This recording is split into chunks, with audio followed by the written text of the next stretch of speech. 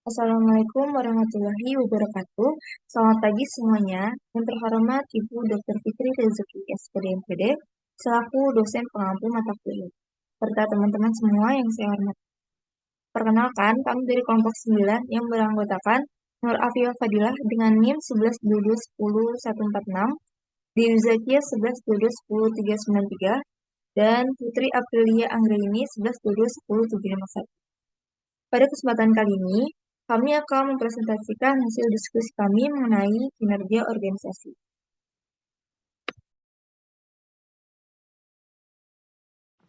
Pengertian kinerja organisasi.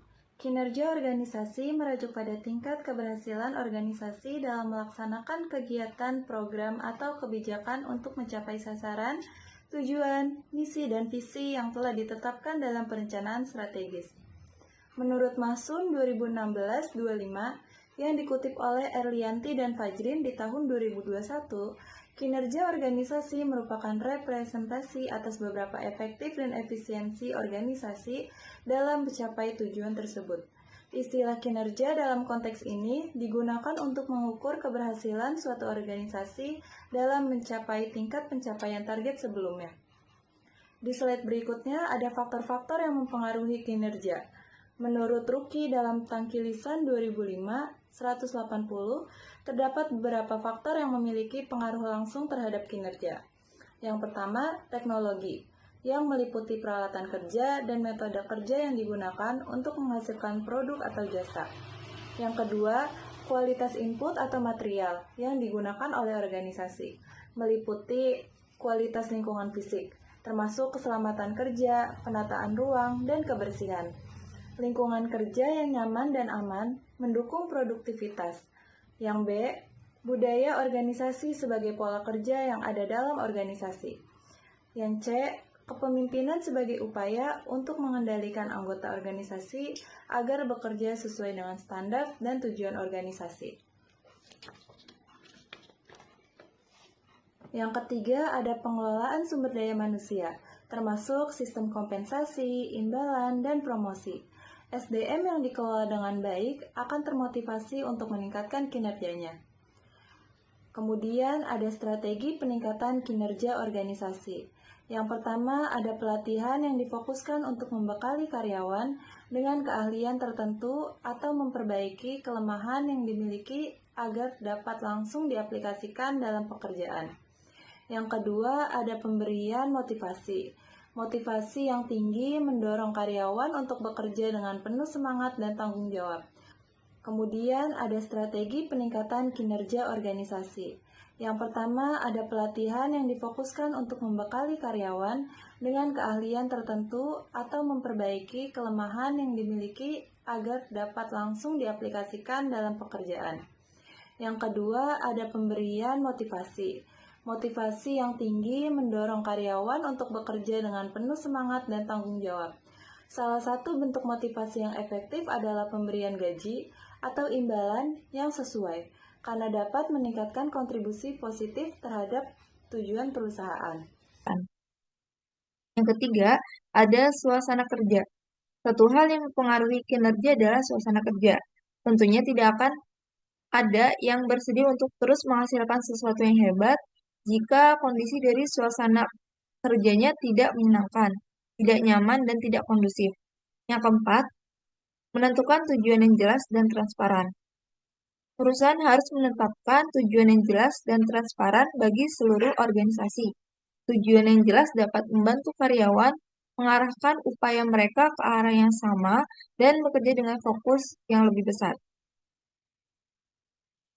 Selanjutnya ada pengukuran kinerja organisasi.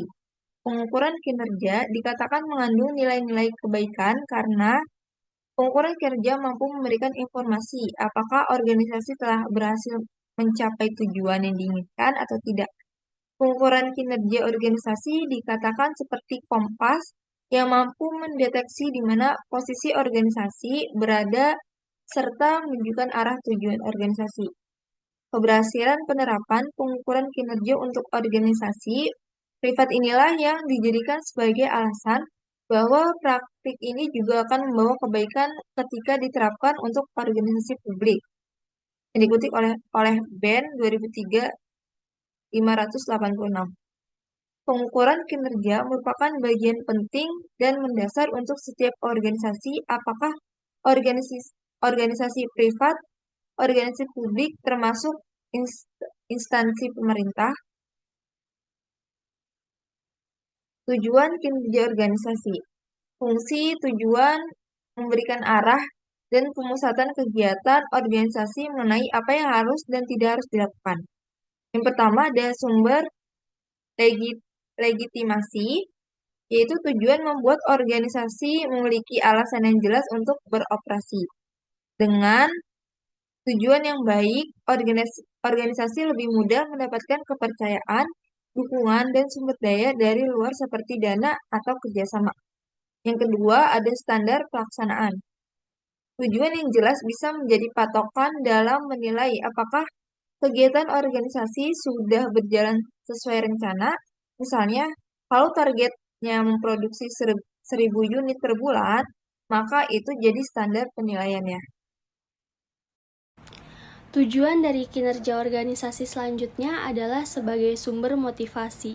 Jadi tujuannya itu untuk mendorong semangat anggota untuk bekerja lebih baik lagi.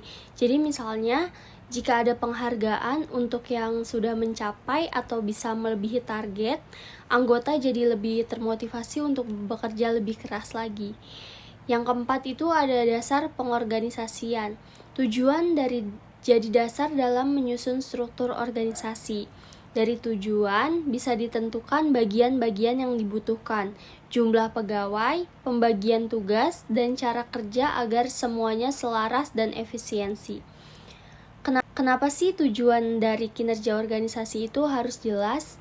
Yang pertama itu, tanpa tujuan yang jelas, maka organisasi itu tidak mempunyai arah.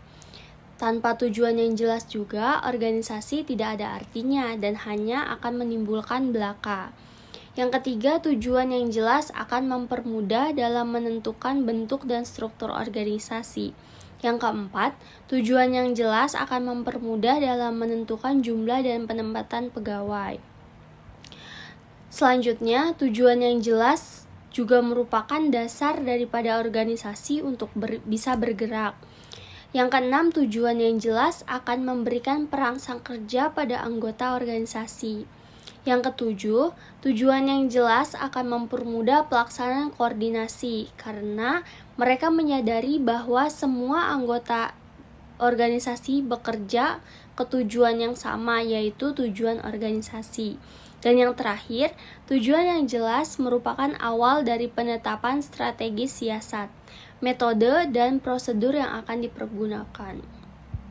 Kesimpulan dari materi ini itu adalah keberhasilan organisasi sangat bergantung pada koordinasi yang baik dan kejelasan tujuan yang menjadi dasar dalam penetapan strategi, metode, dan prosedur. Kinerja organisasi diukur dari tingkat keberhasilan dalam mencapai sasaran dan tujuan yang telah ditetapkan, yang dipengaruhi oleh berbagai faktor seperti teknologi, budaya organisasi, dan pengelolaan sumber daya manusia. Strategi peningkatan kinerja meliputi pelatihan, motivasi, komunikasi terbuka, dan penetapan tujuan yang jelas. Pengukuran kinerja berfungsi sebagai alat untuk menilai keberhasilan, mengendalikan, dan meningkatkan efisiensi serta akuntabilitas organisasi. Secara umum, kinerja organisasi merupakan indikator utama keberhasilan dalam mencapai tujuan secara efektif dan efisien, serta memerlukan evaluasi berkelanjutan untuk peningkatan yang berkelanjutan. Sekian presentasi dari kelompok kami. Mohon maaf jika ada kesalahan kata atau sekian dari kelompok kami. Wassalamualaikum warahmatullahi wabarakatuh.